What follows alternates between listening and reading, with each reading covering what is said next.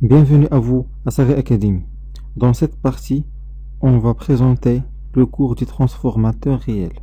C'est-à-dire que les pertes cuivre et les pertes fer et les fuites ne sont pas négligées.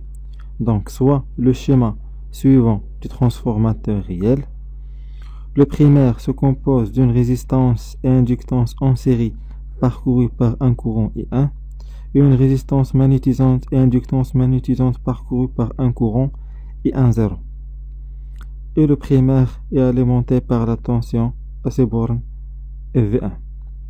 Donc commençons par appliquer la loi de Mail au primaire. Donc on a V1 moins R1 I1 moins L1 D2 I1 sur TT plus E1. Et on a la loi de Faraday de E1, c'est moins N1 D2 phi divisé par DT est égal à 0. Donc c'est clair. On passe aux notations complexes. On passe à l'autre côté.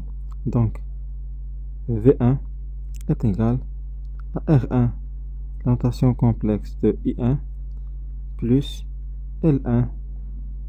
La notation complexe de la dérivée, c'est G oméga I1 plus N1. De la même façon, la notation complexe de la dérivée, c'est G oméga fois le flux N1. Donc, c'est clair. On passe alors au secondaire, qui se compose d'une résistance R2 et inductance L2 en série, parcourue par un courant I2, et la tension à ces bornes, c'est V2. Donc, on applique de la même façon la loi de Mail. On trouve que V2 plus R2 I2 plus L2 T2 I2 sur TT moins, et on remplace de la même façon E2, donc moins avec moins c'est plus N2 D2 phi sur TT est égal à 0. De la même façon, on passe à la notation complexe. Donc V2 est égal à moins R2 I2 moins L2 G oméga I2 en notation complexe moins N2 G oméga fois le flux en notation complexe. Donc c'est clair. Et on a, selon la loi de Hopkinson, N1 fois I1T plus N2 fois I2 est égal à 0.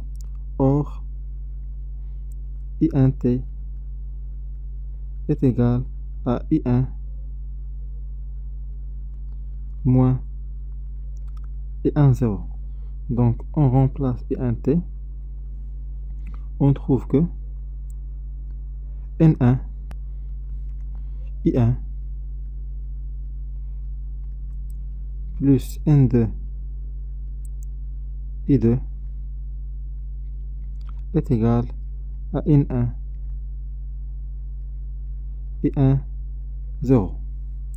Donc on divise par N1, on trouve que I1 plus N2 sur N1 est égal à M, le rapport de transformation.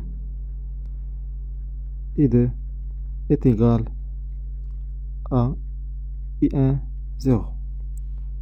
Donc c'est clair. Donc on a bien déterminé la relation qui lie le courant I1 avec le courant I2, sachant que M est le rapport de transformation est égal à N2 divisé par N1. On passe alors à l'hypothèse de Cap qui consiste à négliger le courant I10 devant le courant I1. Donc le schéma devient le suivant. On néglige la résistance et l'inductance magnétisante en parallèle. Pour le schéma ramené au secondaire, on a vu au premier cours que pour ramener le primaire vers le secondaire, on multiplie par m carré. Donc on conclut que RS est égal à R2 plus m carré fois R1, puisqu'on a ramené R1. Et de la même façon pour l'inductance, XS au secondaire est égal à L2 oméga plus m carré L1 oméga, puisqu'on a ramené l'inductance du primaire vers le secondaire. En ce qui concerne le rendement est égal à P2 à la puissance au secondaire divisé par la puissance au primaire est égal à P2 divisé par P2 plus les pertes cuivre et les pertes fer. Donc différent à 1. Donc le rendement du transformateur réel diffère du rendement du transformateur parfait. Donc dans la séance prochaine, on va déterminer les éléments du schéma équivalent à travers les essais à vide et les essais en court circuit. Donc notre séance touche à sa fin.